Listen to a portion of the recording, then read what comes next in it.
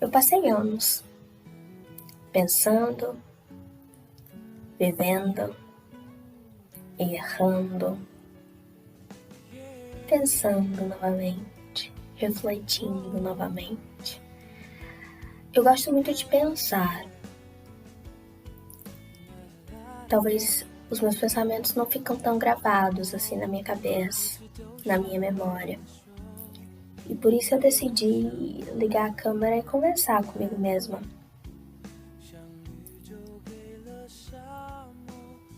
Hoje eu queria falar o quanto é importante sonhar racionalmente. Já sonhei racionalmente. E fez grande diferença os meus sonhos racionais, das minhas aspirações, dos meus anseios, hipóteses, imaginações. Quando eu tinha 13 anos, eu decidi que eu queria aprender inglês. E não foi do nada, né? Tiveram algumas razões que me fizeram desejar isso. A minha mãe é uma delas. Os meus desejos artísticos da época. E os meus gostos musicais.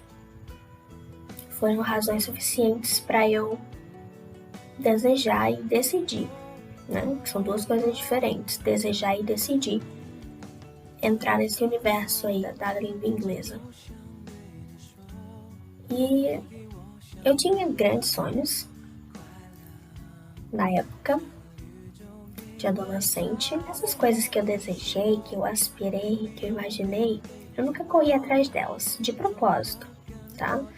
Nunca pus a minha cara tapa, nunca quis expor a minha imagem. Também por diversas razões que não dizem respeito só a mim, tá? Mas quando se trata de inglês, não. Inglês eu sonhei racionalmente. E eu pensei racionalmente como que eu ia fazer para me tornar uma falante de inglês, né? Na época eu não tinha condições de pagar um curso, os meus pais também não.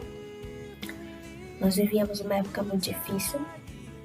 Diga-se de passagem, acredito que a maioria das pessoas, quando lembra da sua infância, de alguma época da sua vida, você sempre vai dizer, olha, não foi uma época fácil. E realmente não foi. Nós éramos... Na verdade, eu sempre estudei em escola pública, né? Na verdade, entre aspas, jardinzinho, criancinha ali, que só ia pra escola para as coisas básicas, sim. Mas quando eu passei para as séries, mesmo a partir da primeira série, até finalizar, foi escola pública. Como eu não tinha dinheiro, não tinha condições para isso,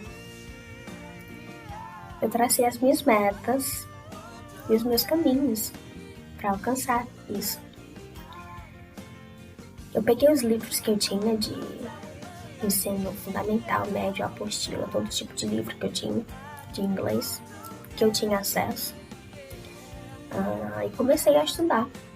E como, Fernanda, que você fazia? Eu não era, e nem sou ainda, nenhuma expert em ensino de línguas, muito menos de língua estrangeira.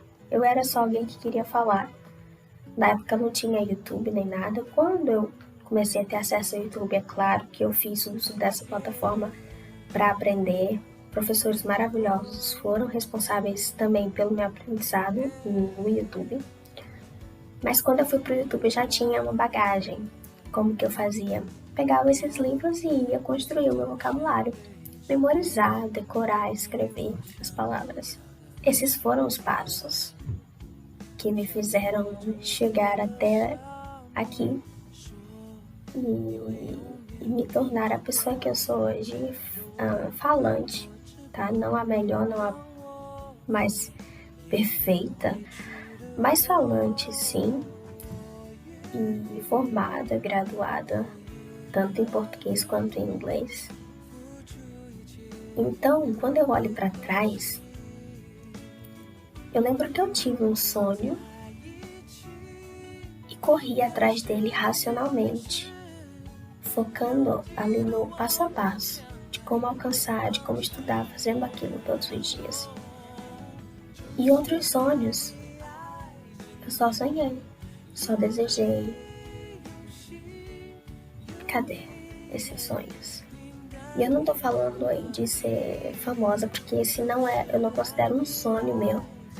Foi um sonho de criança que eu acabei desistindo e nunca corri atrás propositalmente, mas sonhos de ter a casa própria, de viajar e etc. E se os sonhos, os objetivos que eu